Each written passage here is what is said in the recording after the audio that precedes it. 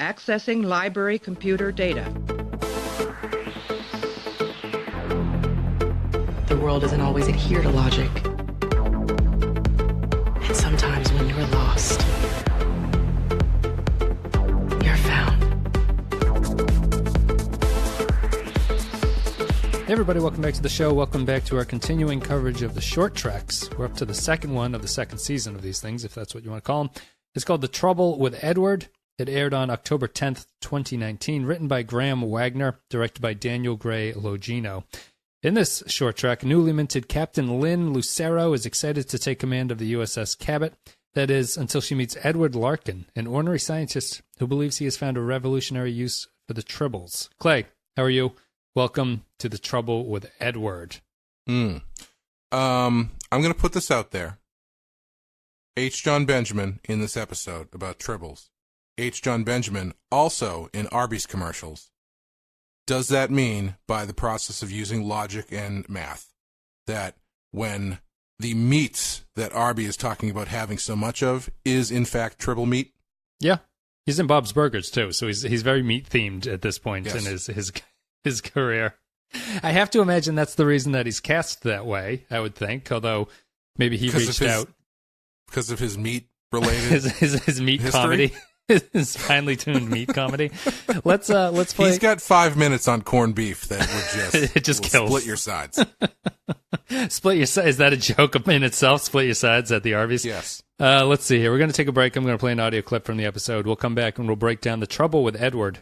I've been working with sample specimens from a species native to Iota Geminorum 4, Triblusis ventricosus. People call them Tribbles for short. Oh, pretty darn cute. Yeah, and if you take all the fur off underneath, it's all meat. Like a scallop. Blood red. Clay, I actually like this one. I like this short trek. I thought it was pretty good. I don't think it was perfect. I think it had some problems, mostly structurally, I think, that in terms of making it its own standalone little thing in 15 minutes. But I have to say, it felt really weirdly Star Trek-y, even though it wasn't at all what the tone of Star Trek is. I even put it down to when the Enterprise approaches the planet at the very start and they rendezvous with the Cabot in space. That was the most Star Trek-y ship movement I think that this series has ever done, where it's not just that warp thing where they warp in and stop like on a dime and then just kind of drift there. Like they come in, the Enterprise moves into orbit, another ship meets it, and then they part in a very Star Trek-y way of doing it. I was surprised that it took so long. But even outside of that, I thought that even though the tone is obviously comedic and stuff, I thought that this felt pretty Star Trek-y in a way. And I was impressed because I think this is what the short treks should try to do with their material, which is kind of do like little sort of homage or genre type riffs on things. And from the trailer, this looked like it was going to be more of a horror comedy, which it really isn't. It's more just kind of a straight up comedy by the end of it. But I thought it was good. I think everything's pretty good, even though I do have problems, but we'll get into it. But what was your takeaway? Yeah, I thought it was pretty good. It was probably the most fun I've had with one of these so far, and I think it's the most legitimately funny. It might be the best comedy Star Trek has ever done. Yeah. Because they're not particularly good at comedy traditionally. Most to H. John Benjamin, I will say. Like it's pretty much entirely his thing.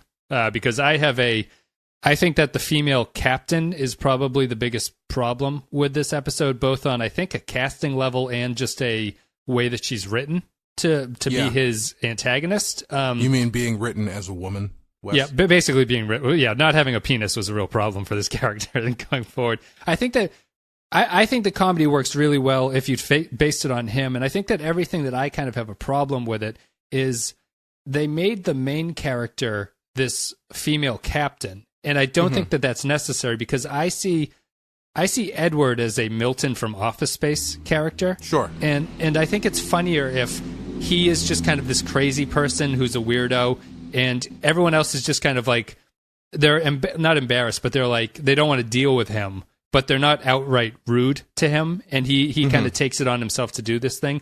Where I think they stumble a little bit in that the actress isn't a great comic actress, I don't think, and she she's written in a way that's a little bit too antagonistic towards him, and I don't think it's necessary. I would have skipped all that and just had more of an Office Space Milton kind of thing going on with him.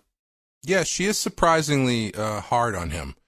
I mean, he is an idiot. He is an idiot. Yes, yeah. Yeah, but she. I kind of thought she was a bit of a weak link as well, and I don't know if I think maybe it's a focus issue for me, because it feels like the story should be from Edward's point of view, and whether it's him trying to conceal the Tribbles as they're explode, like a little bit more of that sort of science experiment gone wrong kind of hijinks. Yeah.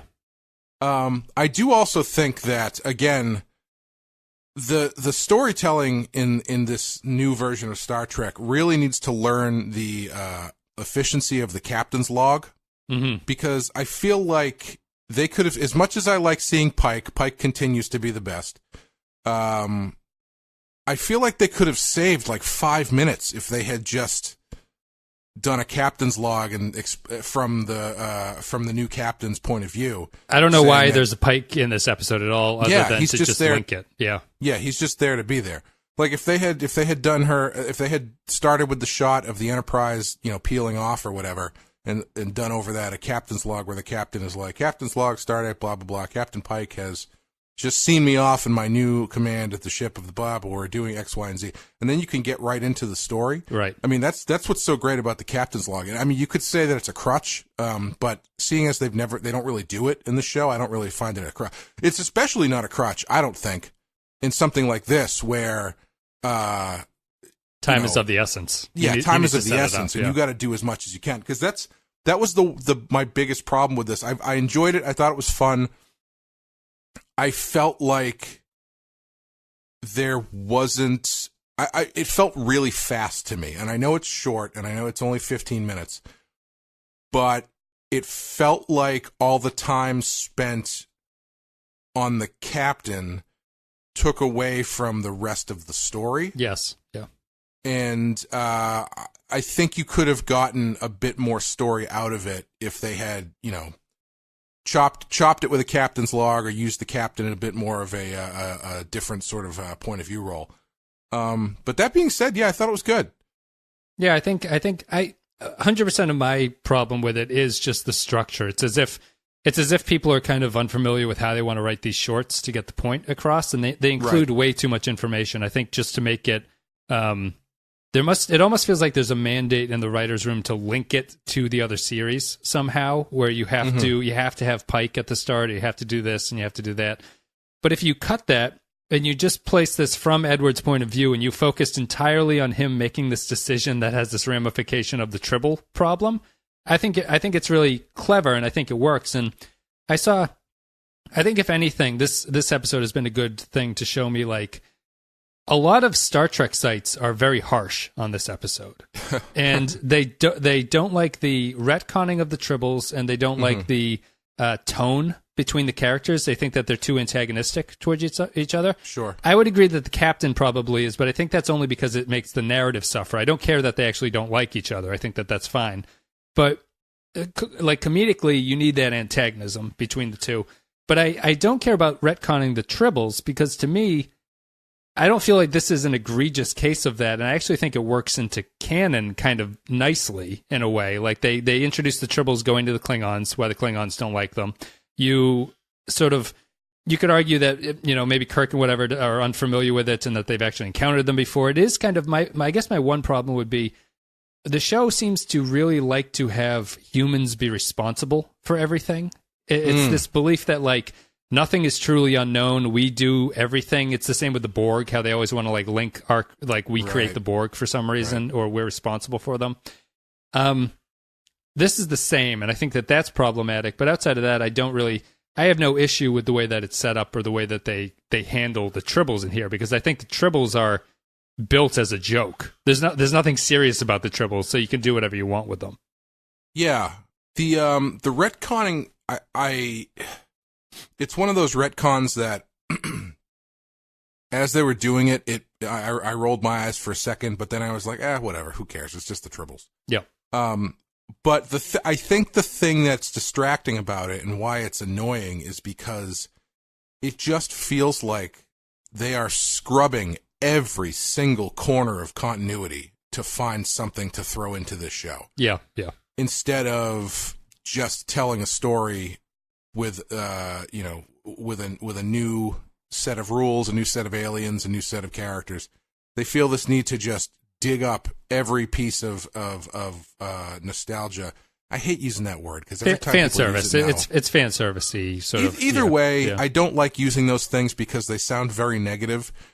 People use them very negatively now, and that's not what I mean. It's just they keep digging up these bits of connective tissue to try and expand on that I don't think is necessary. I mean, this one is fine again, because who gives a shit? It's the Tribbles. Well, I guess if it does feel like it has that feeling of throwing Chewbacca into episode 3 just because he wasn't in the first two. Yeah. I guess it's the I think there are cleaner ways to bring the Tribbles into this that seem less like the like it's. I think the problem is the fact that he does something to the Tribbles to make them breed quickly, which feels like it's a step too far. It could just be like, why wouldn't he just have discovered this species, and because of their fast reproduction, he's going to try it, but it gets out of hand on him? So I think the problem maybe with the retcon is that, and it ties into what I was talking about earlier, it's like, why does he have to be responsible for making the Tribbles? Right. Why can't the Tribbles just have existed like this, and they're always the way that they're going to be? And that feels less like you're changing their development in a way. There's no reason to have Starfleet be responsible for absolutely everything that's ever happened in this universe, and that would have made sense to me. So I don't mind. It kind of goes against sort of the point of the show. It does, yeah, it does. It's because the point of the big building block of Star Trek is that the universe is huge and you're boldly going where no one has gone before and exploring brave new worlds or whatever, strange new worlds. And if you keep tying it back to the humans, you're really making the universe feel really small. Yes. Because then you have to extrapolate out. Oh well, how did these Tribbles end up in blah blah blah? Or so the Borg went back in time, but then they got sent. Why does Kirk not know about the Tribbles? They were apparently a thing, which is fine. I can always say that he just didn't look up what a Tribble was, and he was personally surprised to learn about them. So yeah, it just opens up questions. I think that the goal of the shorts should not be to tie continuity that way. You can use the continuity in kind of this fan servicey idea that you're going to reference previous things, but just have them stay out of the way. You don't need to connect everything together all the time. Right. And I thought that this would have been a prime episode to do it, because what I think that this one does really well that the original series couldn't do with their Tribble design is that they do a very good job of showing why the Tribbles are funny, but also why they're dangerous at the same time, because in this one, they do a better job of showing like how they get into the compartments, how they fill up space, how they like smother you basically in the ship because there's so many of them, and how they get into the electrical engineering and how they do all these things. And it's like this funny take on it, but you also understand why getting these things onto a spaceship would be pretty catastrophic in some ways, which is a neat little comedy beat to play off of. But I just like the shot of the ship from the exterior. You see the sea of Tribbles like rising in the windows and stuff. Yeah. And it's just neat. It's stuff they couldn't do in the original series because of the limitations of technology. But here they get to play with it a little bit. Yeah, I was kind of hoping that they were going to go a little bit more desperate at the end and have it be... I was hoping they were going to play the ending of the ship being overtaken by Tribbles, sort of like the ending of a Star Trek movie, where things are blowing up and, everybody's got ripped shirts and soot on their face as they're scrambling to get to the escape pod. And then ultimately they have to blow the ship up. I was really hoping they were going to blow the ship up because I thought that would have been hilarious. But unfortunately they didn't. No, they had to tie it into Klingon because they had to establish that the Tribbles get to the Klingons somehow, which is, again, a human responsibility. That's something you wouldn't have to do if you didn't establish that the fast breeding of the Tribbles starts in this instance. Right. Yeah. No. Exactly. Yeah.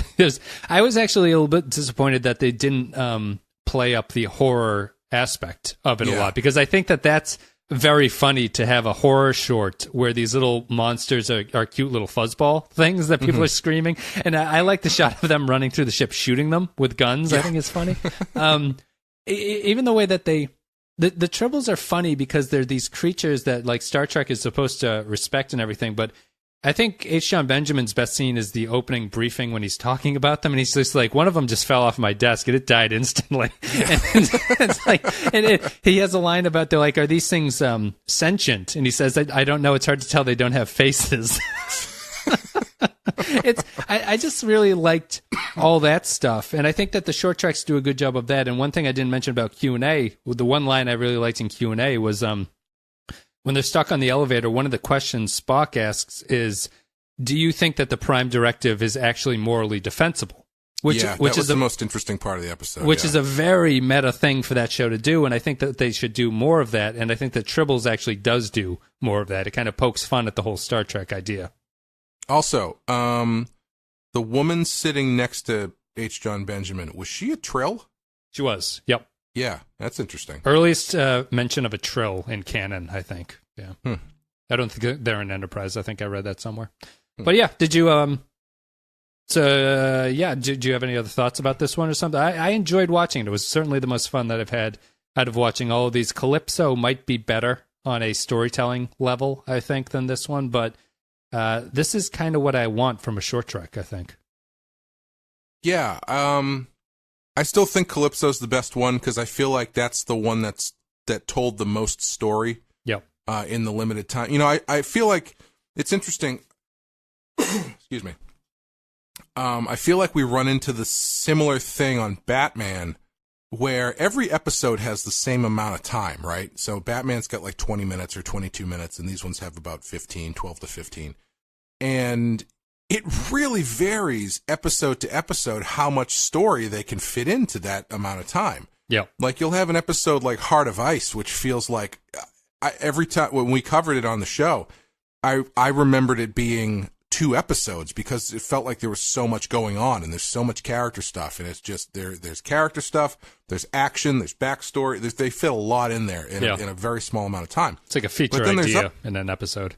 Yeah, but then there's other episodes where it's like the amount of story is essentially this thing gets stolen, Batman has to figure it out and get it back. It's like a 2-step thing to solve the problem, and then the rest of it is just like an elaborate action sequence or something. Yeah. And I feel myself going like, that was fine, but it just feels like that they could have used the time better because you know that they can. Right. You know that they can tell more story and have all of the pistons firing at the same time. It's not like, oh, we can do a lot of character stuff, but that means we can't do a lot of CGI or action stuff. It's like, no, I know that you can do all of them. Right. Yeah. So it's been done. It is a little frustrating. I don't know if frustrating is the word, but knowing that Calypso exists and seeing how much work they did there and how good that was, and then something like this, which is fun, but if you're going in there looking for a story, it's pretty fast. It's got like 3 beats, and then the rest of it is just sort of like the fallout from the first beat. Yes. Or the second beat. And that's fine, but it does make me wish that they would do another one that just really uses those 12 to 15 minutes and they just really, tell you a story. Yeah. Yeah. I think this one definitely does suffer from, it's the continuing discovery thing. They seem content to just show you these things that you recognize and believe that you will build a kind of like story out of just seeing them. And I think they need to do a better job of just whittling it down to what this is. And I think that like condensing it to remove the captain's role where she's so antagonistic and just have it be more of the like Edward is sort of pushing back against people who aren't taking his ideas seriously, but they're taking it not seriously in a very Star Trek-y official way. Like, how about you do something else, Edward? That kind of stuff. Yeah. I think that's the idea that you want to work with here. And instead they have the Pike scene, they have her talking to him, they have the final scene where she debriefs Starfleet and stuff like that. And I don't think that that's very necessary, and it doesn't play to the strengths of the episode, which are letting Benjamin riff, basically, and making visual comedy out of the Tribbles. Those are the two things that work. If I were to change it structurally, what I would do is I would remove the scene with Pike at the beginning, start with a captain's log of the captain explaining how Pike just dropped her off and put her in new command, and et cetera, et cetera. Get into the Tribble stuff. I wouldn't have him be the engineer of the reproduction. Maybe he does something that makes it happen faster or something, but not straight up create that. Right. So that gives you a little more wiggle room with what you can do, and then you blow up the ship at the end, which I would love them to do. And then instead of her debriefing Starfleet, I would have her, that's where I would use Pike. I would bring Pike back in and have him sitting across from her, having just saved them from the Tribble ship, and having her, basically, Pike ask the questions that Starfleet does to her instead of the Starfleet guys. Yeah. No, that's good. It tightens it up a little bit. These are not huge changes either. It's just like mild edits to the way that you want to go. They're probably just not familiar with the structure at this point, but I feel that they should be a little bit tighter than what they are. So it's interesting, but I did like this one. I thought it was enjoyable. Calypso probably is better as a story, but I think that this one, I just like them going in a different direction. Like, try different things with it. Definitely. Just see what you're going to do. And I think go ahead. No, go ahead. Well, it's the comedy. Star Trek doesn't do comedy particularly well. But if you bring in comedic actors and you set them up with an idea like the Tribble, I think there's room for the series to branch out into that. And I think that seeing this makes me feel a little bit more receptive to the idea of Lower Decks, the animated series that they're going to come out with, because I think you can do things like that and you can do things like this, and there is room for it to work and not just be a gimmick. Did you watch the after credit scene? I did, yeah. Very not Total Recall, very RoboCop.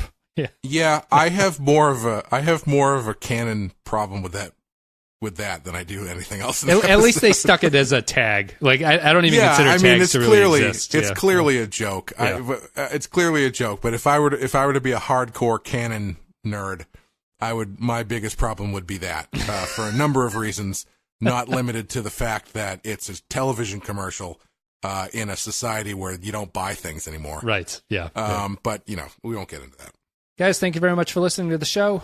You can support the show on patreon.com/the Pensky File. Otherwise, all the social media links are down below. Facebook, Twitter, Discord, Instagram, all that good stuff. I think we're done. We're going to be back with the next short trek, which I don't know what the name of it is right now off the top of my head, but we'll be back. I think it's in November, so we got a little bit of time. Until then, see ya.